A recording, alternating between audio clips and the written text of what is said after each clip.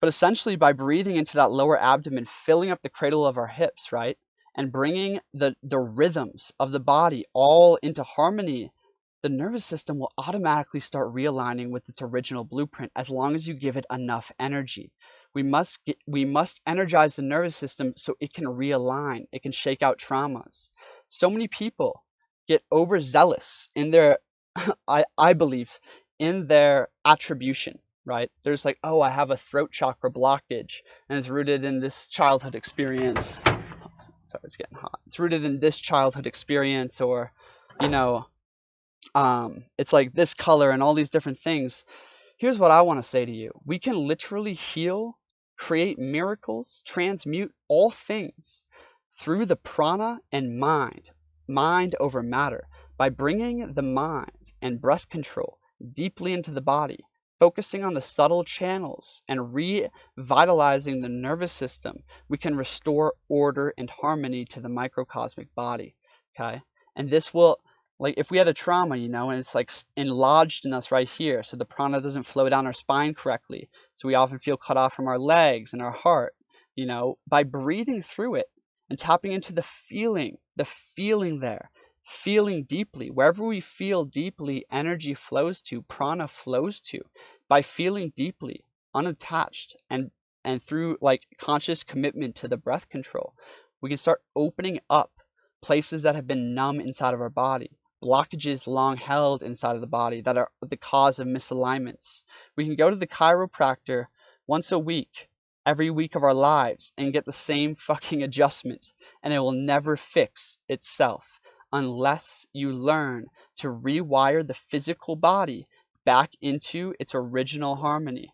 Okay, if you can change the flow of energy to a straight line from this, where like energy is only trickling through in a altered, a skewed blueprint, right? When we can realign with that by consciously holding our mind and our body in alignment and restoring the flow of prana correctly into the channels, practicing pranayama. Pranayama goes pretty deep. I'll talk about the basic practice of pranayama here in just a moment. But by practicing that, we can clear the nadis, reharmonize the polarities of the body, liberate life force that is trapped in numb areas, right? And essentially, man, this is the power, my friends. This is the power to access heightened states of consciousness, transformation, charge your personal power and magic, healing, regeneration, activation. My friends, if you're ready to commit to this process inside yourself, I encourage you to apply for a free consult on the Breathwork Intensive Training Program. Learn more about it and get some insight. Link in the description for that. Just, shameless plug there. But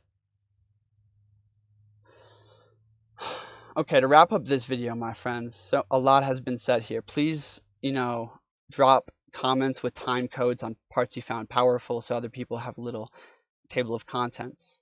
But pranayama starts at that just basic breath retention. Hold your mind. It's called even-mindedness, right?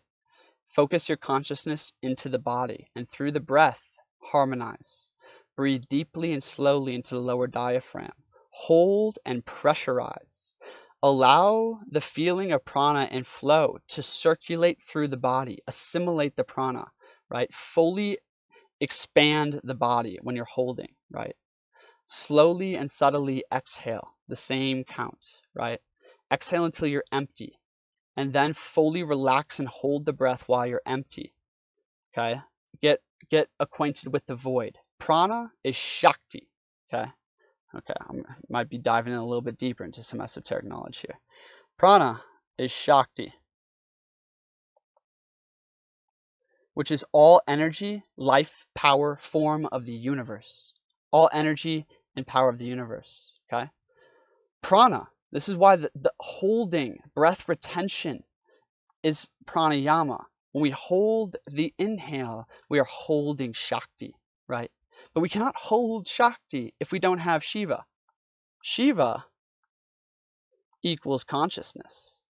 I think of Shiva as the empty superior self.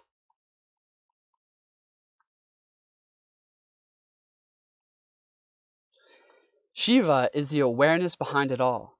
When we exhale and we hold and fully relax, we actually go to a deeper presence. We stop identifying with the seen world. We stop identifying with the physical body, with the lower mind thoughts that are going through the head. We don't identify with the pain or pleasure, all the senses, right? We access the empty superior self on that exhale, okay? And from there, we can witness the body. This is the superpower, my friends. I can't believe I'm going to get into it now. This is the superpower.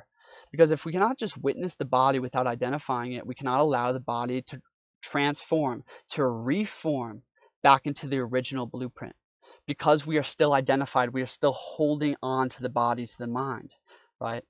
So on that exhale, enter into presence, pure presence, the one behind, the seer, the knower, right? Presence. On the inhale, inhale all life, energy, and power of the universe.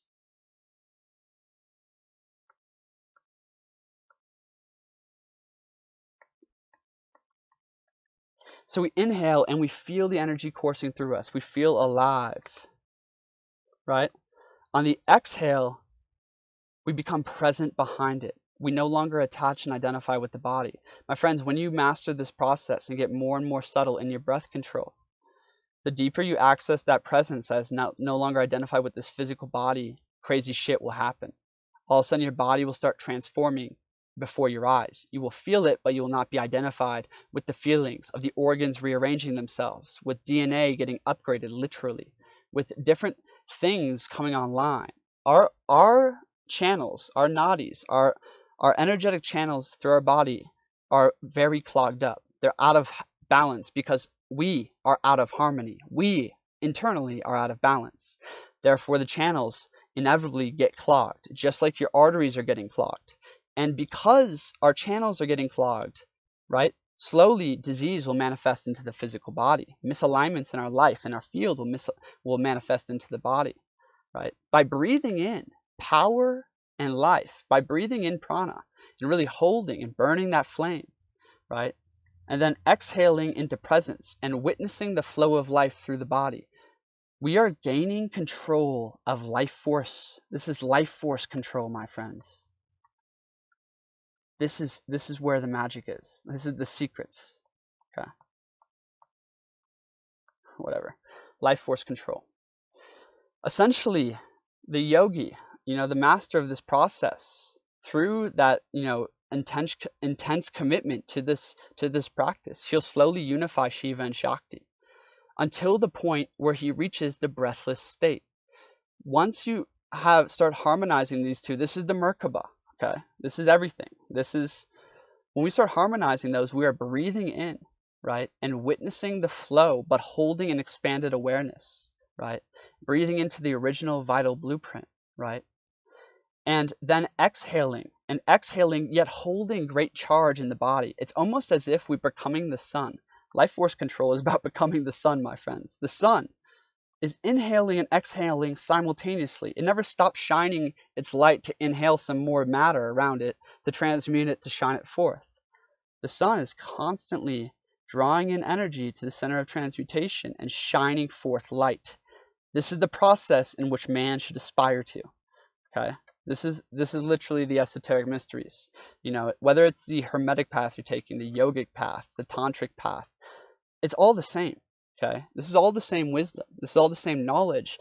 And unfortunately, not many people are talking about this. Not many people are elucidating this kind of information. But I hope you found elucidation here. Again, my friends, Shakti is prana. Okay? We breathe in Shakti and we hold it.